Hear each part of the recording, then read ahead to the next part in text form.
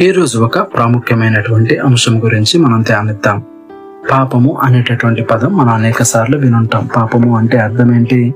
పాపము అంటే ఆజ్ఞను అతిక్రమించటమే. ఎవరి ఆజ్ఞ? సృష్టికర్త అయినటువంటి దేవుని మాటకు విధేయత చూపించని, లోబడని, భయము లేనటువంటి క్రియలే పాపము. అంటే మానవులు దేవుని మాటను ధిక్కరించి బ్రతకటాన్ని బట్టి మానవులందరి మీద పాపము అనేటటువంటి రుణం, భారము మనుషుల మీద ఉంది. అట్టి పాపానికి పరిహారం చెల్లించబడాలి. లేకపోతే పాపం వలన వచ్చేటటువంటి జీతం ఏంటిది అంటే మరణం. అంటే పాపానికి మనం పరిహారం చెల్లించకపోతే మరణించవలసిందే. కాబట్టి దీనికి పాప పరిహారార్థ బలి అర్పించవలసిందే. అందుకని మన ప్రాచీన కాలం నుండి ఇప్పటి వరకు మన ఊర్లలో మనం చూస్తూ ఉంటాం, మనుషులు జంతు బలిని అర్పించటం మనం చూస్తాం. అంటే దాని అర్థం ఏంటి అంటే ఆ బలిని అర్పించటాన్ని బట్టి మనుషుల మీద ఉన్నటువంటి ఆ పాపాలు, ఆ యొక్క రుణాలు అన్ని క్షమించబడతాయి. దేవుని ఉగ్రత నుండి తప్పించుకుంటారు, పాపము కొట్టివేయబడుతుంది అనేటటువంటి ఆలోచన చేత మనిషికి ప్రత్యామ్నాయముగా జంతువును దేవుని ఎదుట, దేవుడు అనబడినటువంటి విగ్రహాల ఎదుట బలిని అర్పించటం మనం చూస్తున్నాం. కానీ ఇది శాశ్వతమైనది కాదు. దీని ద్వారా మనిషి మన మీద ఉన్నటువంటి పాప రుణాలను తీసివేసుకోలేవడు.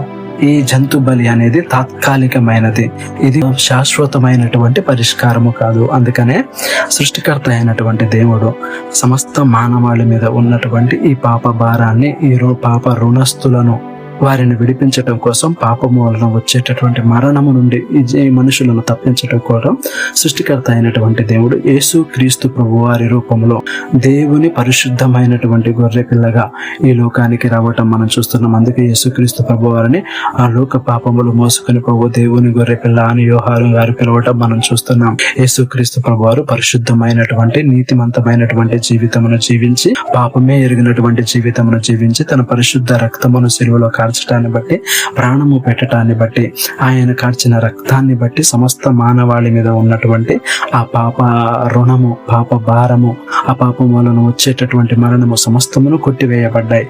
అంటే అక్కడ ఎలానైతే పాప పరిహార్థముగా జంతువును, గొర్రెను, మేకను బలి ఇచ్చినారో, ఇలానే సమస్త మానవాళి పక్షాన ఒకేసారి యేసుక్రీస్తు ప్రభువారి రూపంలో సమస్త మానవాళికి ప్రత్యామ్నాయముగా యేసుక్రీస్తు ప్రభువారు సిలువలో ప్రాణం పెట్టడం మనం చూస్తున్నాం. యేసుక్రీస్తు ప్రభువారు బలియాగం కావటం మనం చూస్తున్నాం. యేసుక్రీస్తు ప్రభువారిని బట్టి మన మీద ఉన్నటువంటి దేవుని ఉగ్రత, మన మీద ఉన్నటువంటి దేవుని కోపాగ్ని శాంతి సమాధాన పరుస్తుంది. దేవుడు యేసుక్రీస్తు ప్రభువారి నందు మనందరినీ క్షమిస్తాడు.